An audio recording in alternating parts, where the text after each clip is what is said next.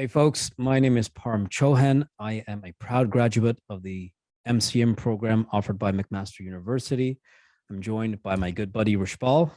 I'm Rashpal Rai, in Vancouver, and I am an MCM candidate currently. I'm with MCM 16 cohort, currently in my first year, and really enjoyed it. And I'm really happy to be here with Parm to talk about communications, PR, and MCM, and how we bring our different perspectives into what we do.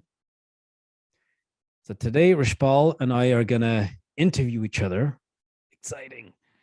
Really more of a conversation that's going to center around our journeys in public relations and communications, the challenges that we've faced, and our insights for organizations and individuals on how to incorporate diverse perspectives and voices in public relations and communications.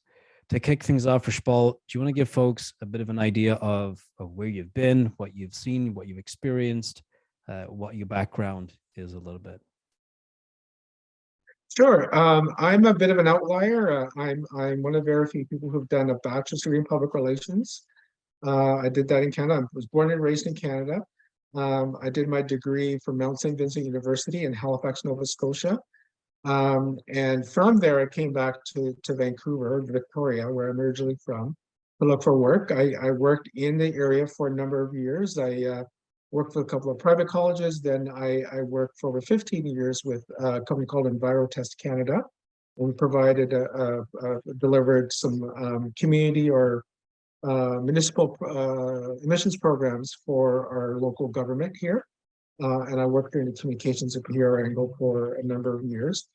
Then after that, I worked at a couple different Crowns corporations with the Public Insurance, Auto Insurance Agency, ICBC, here in Vancouver in British Columbia. And then most recently with one of the health authorities, Vancouver Coastal Health. During that time, I've also done some volunteer work. I'm very passionate about volunteering and giving back to the profession. So I've been a member of a professional association called the Canadian Public Relations Society. I currently serve on the national board. And I've been a member of that study, as I said, for 20 years. Been a volunteer, very active volunteer for a number of years in Vancouver and nationally. I also understand and acknowledge the fact that I've been, for the longest time, I was thought I was one of the only non-white practitioners with CPRS and in industry, and one of the only people who wore a head covering or a turban, like I do in the profession, until a few years ago that I met Parm and one other gentleman through LinkedIn. So it's very exciting to know that there's others there. But that experience, that perspective, has brought into a lot of how I approach communications and how I've interacted with different organizations over the years. So, and I'm looking forward to talking more about that during our conversation today with Parm. Amazing, amazing. And to share a little bit about myself, I was in the MCM program in 2014 to 2016, 2017-ish. I have over 10 years experience in the communications field. Most recently, I was working with Town of Caledon as one of their communications advisors, so working municipal government. But now, these days, I currently work for Trillium Health Partners as a learning and organizational development consultant. I also own a consulting practice called Conquer Leadership, where I work with aspiring and established leaders to optimize peak performance through leadership development, team building, and coaching. So, Rashpal, today we're gonna have a fantastic conversation. Let's dig right in. I'm curious, what inspired you to get into public relations and communications? It was way back in high school, and it was, during a series of conversation I had with some other friends, and we had the big question of, we're graduating soon, gonna go to university. What are you gonna do? What programs are you gonna be in? And in those conversations, a lot of my friends talked about going to education or some form of business or social work, sciences, and all these different areas. And it seemed like there were kind of 4 or 5 key areas where people were going into. And I thought, well, I'm pretty sure those are the most popular ones. but how am I going to stick out?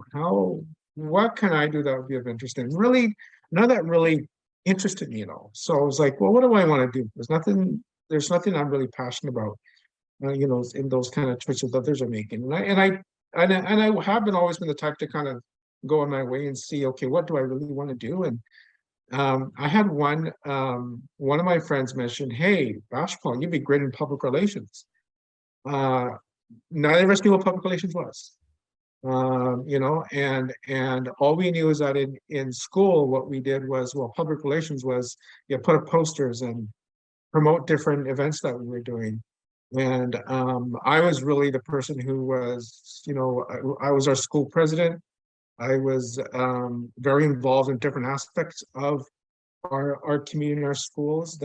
And I seemed to be the one who knew I knew a little bit about everything, and so I was involved. So a lot of students would come to me asking questions and think, well, either Rashpal will know or he'll know where to get the info. So that kind of intrigued me in regards to someone, my friend making that choice, just making that comment. So I thought, oh, let's check it out. And it wasn't until my first year of college where I actually ran into my very first communications practitioner, who really walked me through what the career is all about and the versatility of the role and diversity of the profession itself, because there's so many things involved. And what really intrigued me was the fact of you had to know a little bit about everything to really understand the overall, understand that bigger picture. So the fact that, you kind of need to know that to help guide organizations really kind of intrigued me, and having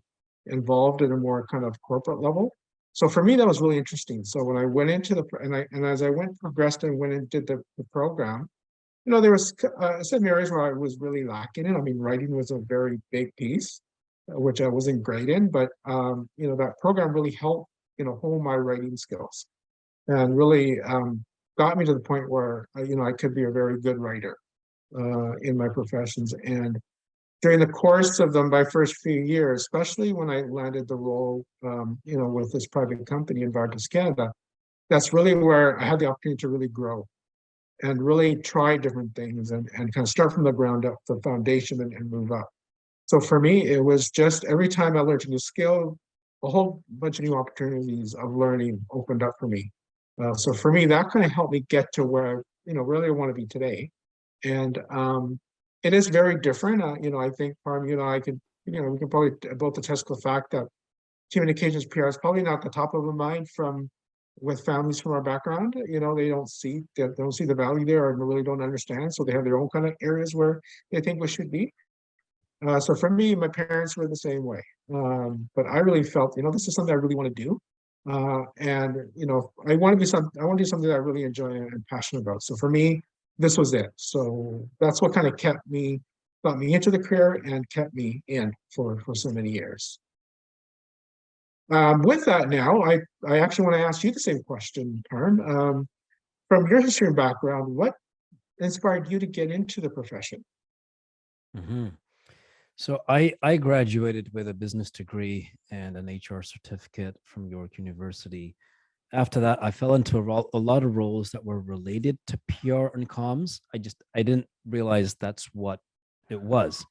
And like you, I had no idea what public relations or communications was, because it just wasn't a profession or an industry that was talked about in some of our circles. So did some research, realized what public relations and communications was, and thought to myself, you know what, I I I enjoy what this sounds like, and I think I could be good at this because I'm doing much of that work anyways. So decided to leave full-time work and apply for the Humber College program. They have a postgraduate certificate program, so that's a 1-year program. That was great. Really loved it. Really taught me the nuts and bolts of how to write, what press releases are, what a media kit is. Scanning articles. And what excited me about public relations and communications at that time, and still excites me today, is that we have the opportunity, we have the privilege of being part of the voice of the organization, which then also means we have the opportunity to influence stakeholders, all in an ethical way.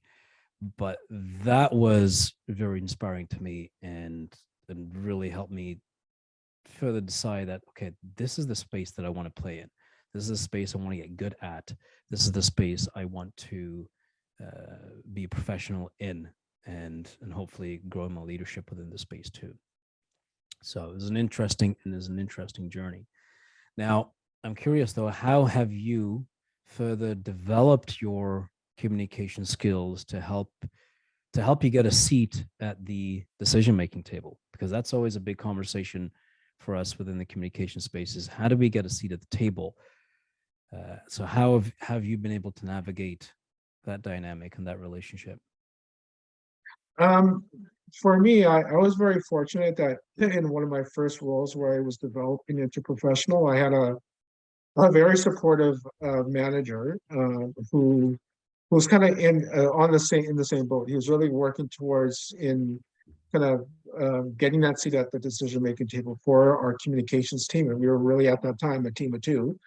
And he had made some good headways. And in a conversation that we had one day, because was very interested in knowing, okay, so where do you want to go with this? I mean, he was a big believer is what's your future outlook, in the profession, where you want to go. And we talked a bit about that. And I talked about the fact that, I want to be more, develop and get into more leadership roles and be that person at that leadership table. And so he says, well, let's work on that. So, that's where I kind of really began my learning. And, the areas where I really kind of focused in on was, the key one was understanding where everybody's coming from.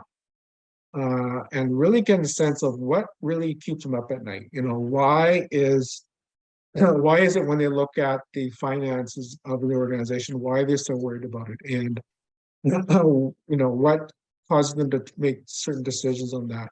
How does our engineering department play into that? How does our operations side, play into that? Our maintenance and what's the impact there? And what are the decisions they need to make sure, okay, how do we continue to evolve as an organization? And even in our HR, our people group, is how do we ensure that we maintain a low turnover? And what really makes it passionate for employees to come to work, especially when we're in an environment, at that time we were government, so we had a unionized employee base. So how can we, continue to encourage to come into work and really have a very positive relationship? One of the key things that he taught me was the main thing to look in when you look at public relations, it's all about that second word, relations, building and maintaining relationships, and really understanding that can take time. And there's a certain level of trust and credibility that we as practitioners need to create. So that's where, where the understanding different roles come into place.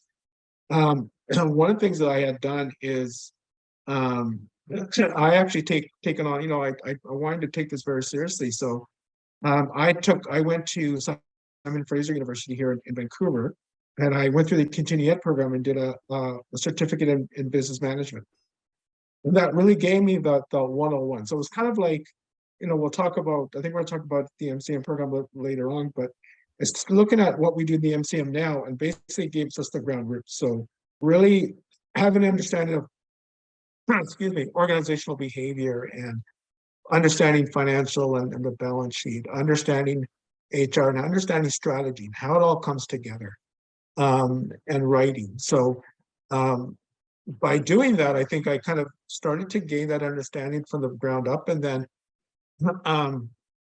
I could actually have more conversations with folks from other business areas on issues that they were facing, really begin to understand where they're coming from.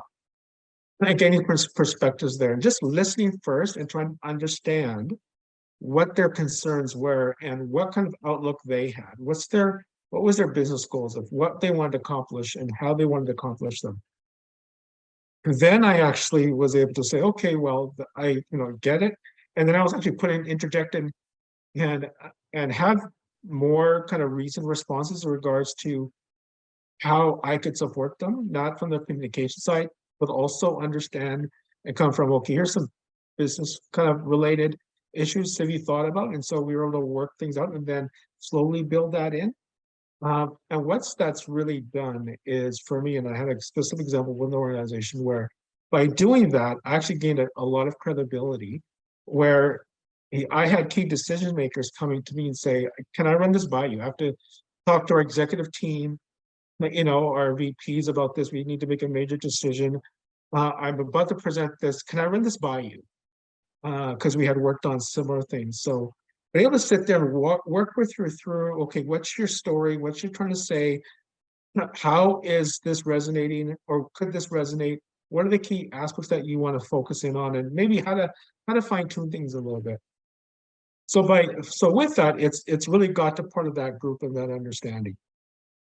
I think the other thing was that there was a lot of work done already before where people were getting were began to understand the importance of communications and the role that communications plays, and not just communicating out, but maintaining those relationships. And really looking at, okay, we're going to make a really tough decision. It's going to impact employees or the public. What do we need to consider? So we're going to make decisions anyways, but how do we ensure that the decision we're making is informed, that we factored in that there is some impacts that would have on external stakeholders? How can we ensure that we're addressing their concerns? So knowing what those concerns are, knowing that there's things coming up, and how do we make sure that we have them on side? So when would be the right time to bring them in and say, hey, listen, consult with them to make sure that decisions that are being made are made with their concerns in mind, but also that they feel part of that decision, that yes, they were listened to and that decisions were, the kind of focus was adjusted to make sure their thoughts and their perspectives were brought in so that they'd be more receptive to those ideas. So for me, all those areas really helped. And as I went through my career, the level of knowledge had to change because you had to think more strategically at a more senior level. So being able to have those conversations and understand those perspectives, how those link to the bigger picture and to the bottom line, and then be able to communicate that out, that really helped to make sure that, there was value that people saw in having a communicator at the decision-making table at every organization that I've been at and that every group that I've been involved with. Now, from your perspective, Parm, you've been at it for quite a long time as well in your roles, and you've had different roles as well. What has helped you? So what have you seen in regards to the various skills, leadership skills, communications that you've kind of focused in on to help you kind of get that seat at the decision-making table and maintain that level of credibility and level of influence? A couple of things. So first of all, I like what you said about having to evolve your knowledge, right? That's the competency part. Along with that is the language, the evolution on language that we use. So some of my points are related to that. One of the things that really stood out from the MCM program was a lesson that one of our instructors, Michael Meath, taught us. And I'm going to paraphrase. This is how it made sense to me and how it was really still resonating is we want to try and not just be good communications professionals, but rather be all around, well-rounded, good business professionals who happen to also be all-stars in communications. So I took that, and what that meant to me was I need to have an opinion. I need to offer perspective. I need to hold my weight, hold my own in a conversation. That might require a bit of homework to build up the level of knowledge, to build up the competency in that particular topic. But I can't just take up space. I need to offer something to the conversation. And what that's allowed me to do is walk with my departmental colleagues side by side and being a partner to those business units, which allowed me to earn a seat at being at the table. Where similar to you, my department, the colleagues would want to run things by me, maybe even in an informal capacity, not on the books, for perhaps even unrelated projects, but being a partner to those departmental colleagues. And then I was able to go in and shine like the kick-ass professionals, communications professionals that we are. Now, these days, I'm not directly in a public relations or a communications role. I'm in learning and OD, leader development, training, coaching. I'd say those communication skills are just as important now as they've ever been before. Um, I'm a consultant in the space and have to communicate the value that I add, whether it's verbally or in writing. I now have a different seat at the table where I'm a thinking partner, a talking partner, an accountability partner, a trusted advisor to leaders. So it's different than what it was before, but it still reminds me of much of what I learned at MCM. And the other piece that I always take back from MCM is being able to speak intelligently about the work that we do, whether it was communications or still communications, whether it's leader development, training, coaching. Developing the language of how I add value has helped me earn a seat at the table. So it goes back to, and it's connected very much to your point about knowledge. So building up the knowledge base, building up the competency. The competency's got to be there. We've got to be good at what we do, first of all, right? We've got to be good. That means honing our craft, being good, get good, but then also develop the knowledge and the language so that we can have conversations with senior leadership, be partners and colleagues to their business units, which has ultimately helped me earn a seat at the table. So that's what's worked for me. Great. So can I just Now, follow up? Well, maybe I'll start off with the next question, if you don't mind, if we're going to move on to that. How has I'm interested because we want to talk about MCM as well and how that's kind of factored into our overall career journey. But how has your unique background and perspectives, how has that impacted your journey with the MCM program as well as your professional career? Yeah. Being a turbaned man with a beard who was born in the UK, brought up here in Canada, I do have a unique perspective. Now, until I met you, Rashpal, I never met anyone else that looked like me in the comm space. So when I saw you, it was like I was super excited. I'm like, wait a minute, there's another one of us. So my MCM journey was pretty unique because there wasn't anyone else that looked like me in our cohort. There wasn't anyone else that had been in earlier cohorts. And while I was in the program, part of me was thinking, well, do I have what it takes? Am I good enough to be here? Am I good enough to be in this MCM Masters of Communications Management program? Because I don't know anyone else like me that looks like me that's done this before. What was great was none of our professors or instructors, none of my classmates ever made me feel less than. It was my internal processing system, but that was because of what I've experienced in the past. All in all, my perspective and background helped me appreciate the MCM journey that much more. And the funny thing is, now that things have shifted for me, I'm in leader development, coaching, training. Again, I don't know too many people that look like me doing this work. I know one other person that I've met through LinkedIn that does this work that looks like me. But there aren't too many of us that are coaching senior leaders or facilitating organization-wide trainings. But just like in the comms world, this world of training, development, facilitation, I know people are going to look at me. I know they're going to look at me because of how I present myself. I know I'm going to get the attention. And that's when I get to show up and add value, knowing that I already have that attention. Because I have that attention, why not use it for good and show how I can add value and serve? Now, there's also a difference. So I have to have the competence, which is what we talked about before. But I am, at this stage, I know I have the competence, which builds my confidence and certainty in how I add value and how I show up and serve. It matters less now. It matters less now that I'm the only person in the room looking like I'm looking, or that I'm standing out. In fact, now I welcome it. And the MCM journey is a big part of that, because it helped me further mature as a professional. It helped me further build competence, confidence, and certainty in what I do.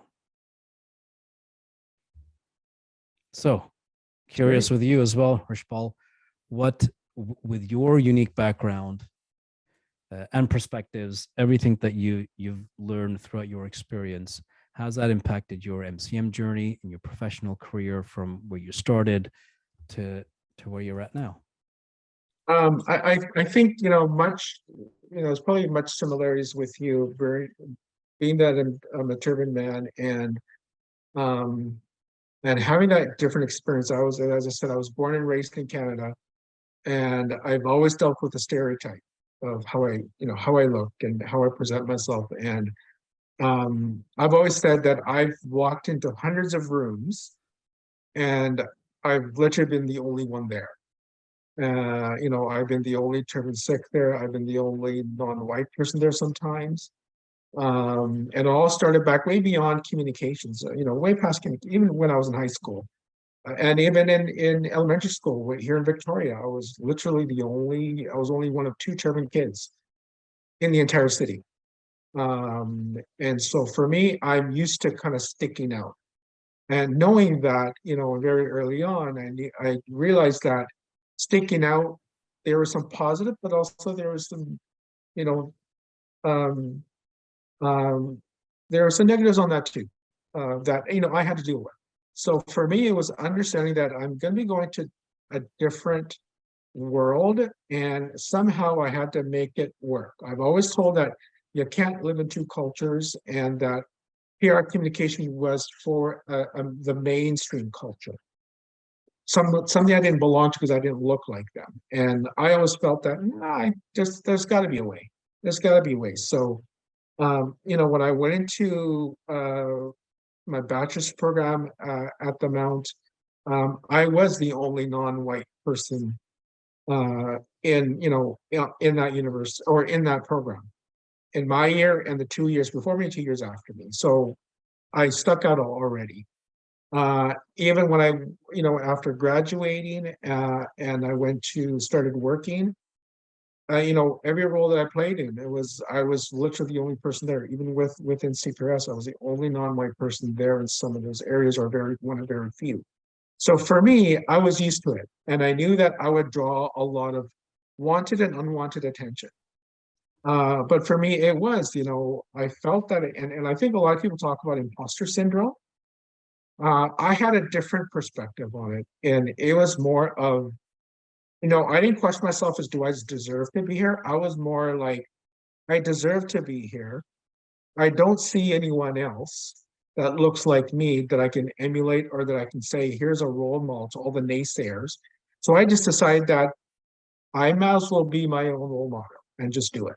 So I had to create that space for myself. And again, it was my internal thoughts of where I felt there was no space for me.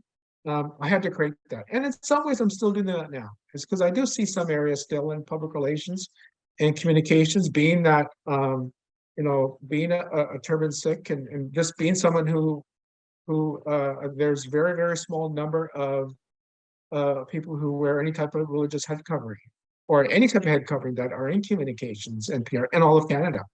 All right, I could count the ones that I know on one hand today. And for 20 years before I met you, for 20 years, I thought I was the only one. So for me, that was a big part. How this has impacted my journey within MCM is, I think, and I think some people who you and I know, who have been directors for this program and are directors for this program, have said to me is that, I was made for the MCM program, and that this was just a natural progression for me. So for me, it was natural for me to go towards this because I did want something that could take me to the next level and to the next step and heighten my level of understanding. Um, with that perspective, with the perspective I bring though, is I understand the importance of diversity and really having those diverse opinions, and that there is a level of diversity that we stop at a certain level of diversity. Traditionally within communications, we've stopped at gender as that's our epitome of diversity we want to meet because a majority of practitioners are women in Canada, but that's kind of where we traditionally stop. So for me, it's taking that to the next step. So being probably the second Parm Sikh who's in MCM and a very small number of others, is to be able to take that to the next step and really have a different way of thinking from someone who's been there. I've had over 20 years experience in the profession before I even got into the MCM program. So this is not new for me. This is a refresher almost. So for me, it's kind of bring that perspective in, but also knowing there's a different layer that I bring because I have a special experience of understanding how stereotyping and bias can impact a professional, not just in the profession, but also how that lived experience from our personal lives interconnect with our professional lives. We tend to forget that every single practitioner, whether they're white or not, has that experience, but sometimes they don't realize that they're connecting. How MCM I see impacting my career and my perspectives is that it helps elevate me to where I want to go with my career. Again, another role. I haven't seen a turban Sikh in a leadership, like a true leadership role in an organization at a manager, director, even VP level. That's where I aspire to be because I really feel that that's my next step. I really want to get there because it's important to me to show and be there because it shows that I'm fulfilled. The fact that I'll be able to take my confidence, my self-esteem, that is really important to me, and my competence I have in my career choice and my skills that I bring, the elevation of skills that I bring, is take it to that a more leadership level and then turn around and be an example for others, for other turban Sikh men, or just for other people of diverse backgrounds who have traditionally not seen themselves, is to say, hey, even though it may not be seem clearly that it's a space for all, there have people who've been there for years that have eventually made it, and be able to be that sense of representation for that group and say, so people can say now, where when I was in school or when I was starting out, I couldn't say even to my parents that, hey, there's someone who looks like me in this profession, and there they are at a senior level. Now, today, there are people of different backgrounds who are coming into the profession who can now say, there are people who look like me, and there they are. And I want to make sure that there's more of that representation of those people, those senior level people are seen, and that diversity is seen in those senior levels. So the people starting out can say, yes, there are people who look right there, so I can do it as well. Yeah. Oh, so good. So good. So do you have any advice then for those that might feel challenged by a sense of marginalization in the professional world? What are some words of wisdom, encouragement, inspiration, motivation, guidance that you might be able to offer? I think the important thing is don't be afraid to take on new challenges. Um, don't assume that if no one looks like you at a leadership level that it can't be done. Be your own mentor. Truly believe in what you bring to the table and work towards that. Um, understand it's going to be a bit more difficult for you because of perceptions and perspectives and stereotypes. And sometimes you need to work towards that. But understanding that there is a place for you, and it's on you to decide that whether do you want to be the person who goes into that line to get into that elevator to get to every career point, Or do you want to say, you know what, that the traditional way of doing things doesn't fit with me. I don't conform to get into that elevator. So I'm going to find my own way. So, where if others went eventually got into that elevator because they had to conform and look like everybody else to get in, I climbed the elevator shaft. Because I said, I want to get there. I don't want to take the stairs. I want to take the elevator approach. But I also know that I don't fit into that elevator box. So I need to kind of find my own way around. And sometimes you have to do that.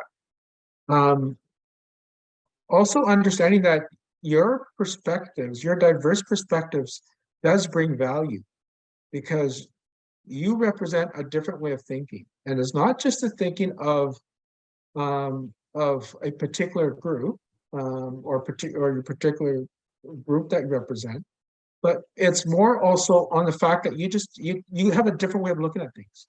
And you might be able to see things that others don't see. Because others are more, they conform, want to have like-minded people to a fault where you're all looking at problem in the same way.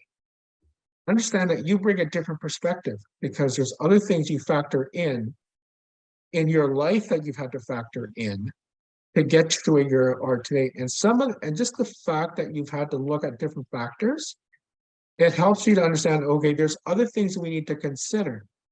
We can't just conform automatically and just say we're going to this way and that's it. We also have to understand there's different ways of looking at things to really understand the concerns. In communications, when it comes to understanding the relationships we have with our stakeholders, is we have a variety of stakeholders. They come from diverse opinions. The way our staff and employees think is different from how our partners think, our investors think, is different how our community thinks. So we have to understand that those different perspectives, what we bring to the table, because it's not that we know them, it's that we understand there's different. We need to go and find out what those perspectives are and the value that they bring to the table. So I think our role really is how can we celebrate the diversity of perspectives we bring to those organizations in a way that they understand that it's as important to think outside the box than it is just to conform to a particular way of thinking. From your experience, I'm pretty sure you've had different experience than I have. From your experience, though, what kind of advice would you give to those who feel that they may not feel belong and feel that challenge, and how can they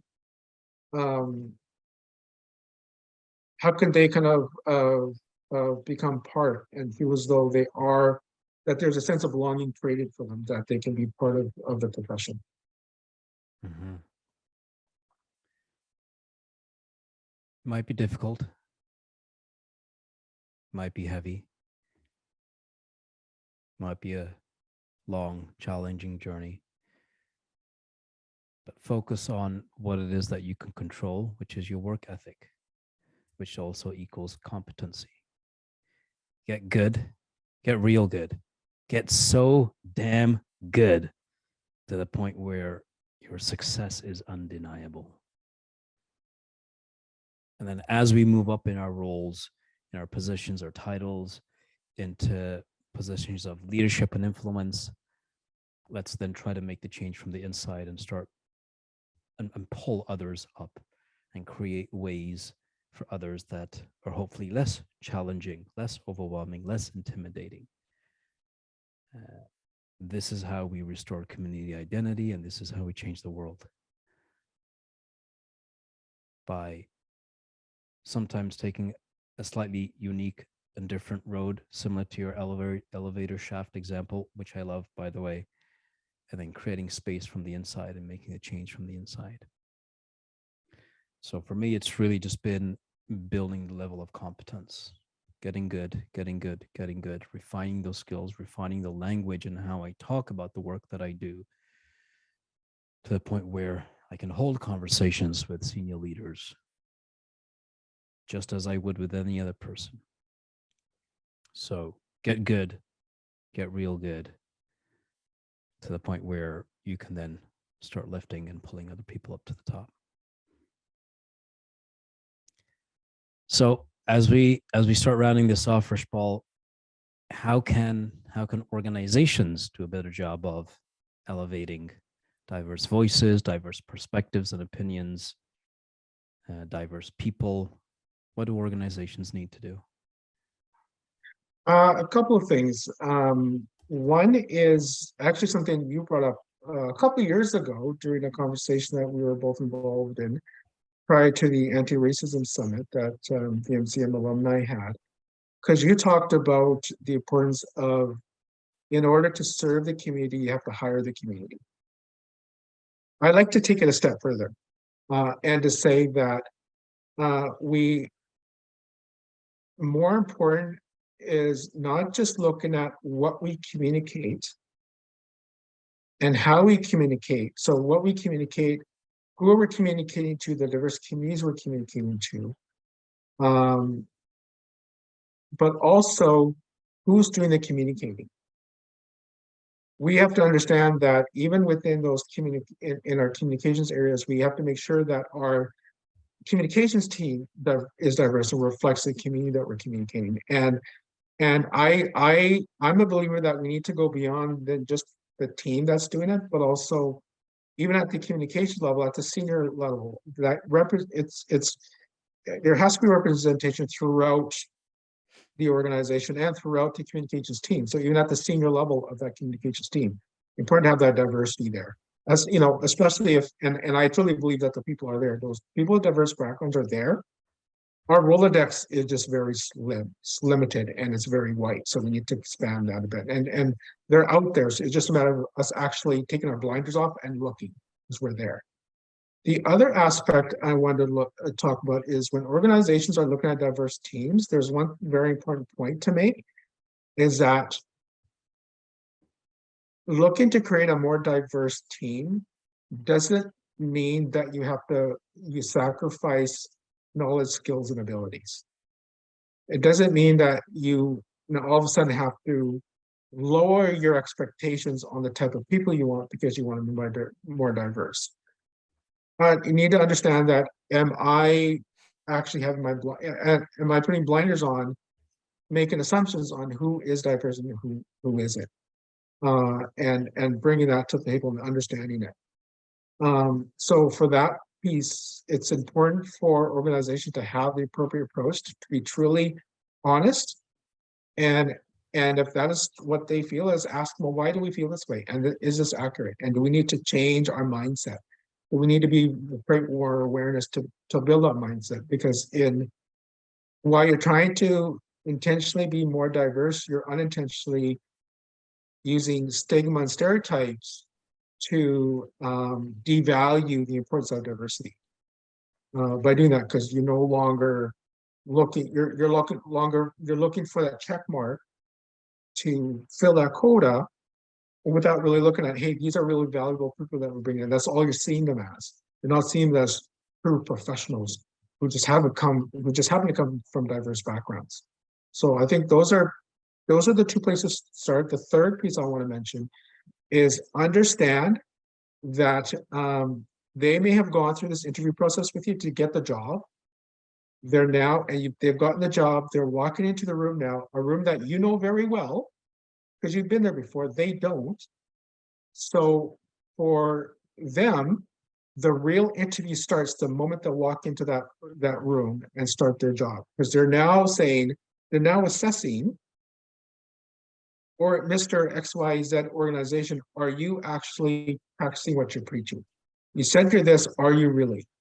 You said you're this, are you really? They're looking at that and really monitoring that, and they will make a determination on how supportive you are about diversity and why you're brought in just by that first few weeks. And they will have their answer pretty quick. So understand that, there's a lot of work that the organization needs to do, and it goes beyond just the interview. It really starts when the person starts, because they're watching everything. So very important to understand that it's that full experience. They really have to understand is, are we really there, and are we truly the culture we say we are? Mm. Yeah. Yeah. I like that.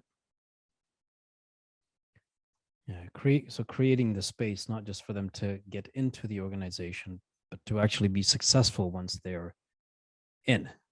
Yeah, and I think that it's also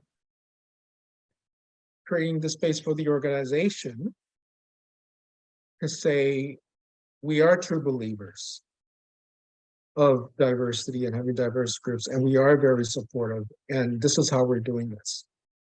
Uh, and to understand that as an organization, it is our responsibility to do that, and that responsibility does not end. It continues throughout its life, its existence, because it's impacting all of their staff. Yeah. Yeah. Okay.